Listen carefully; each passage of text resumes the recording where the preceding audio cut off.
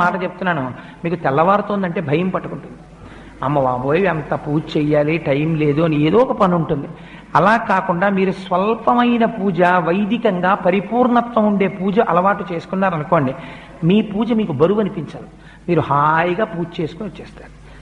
ఒక్కరోజు మీరు ఎంచుకోండి, ఏదో ఒక రోజు నేను ఒక శనివారం నాడు ఇలా పూజ చేసుకుంటాను, లేదు ఒక సోమవారం నాడు చేస్తూ ఉంటాను, లేదు ఒక ఆదివారం నాడు చేస్తాను.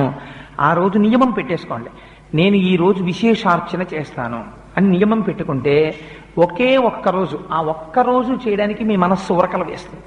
ఇవాళ నేను విశేషార్చన చేస్తాను అని అదే పూజ ఎక్స్పాండ్ అవుతుందంటే, అదే పూజా విధానం కొత్తగా మీరేం చేయక్కర్లే. కానీ అలా ఎలా పెరుగుతుందో మీకు ఎక్కడికక్కడ చూపిస్తూ ఉపచారములు మనం చేస్తాం శాస్త్రంలో.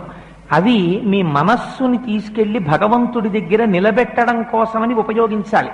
అంతేకాని వాటిని మీరు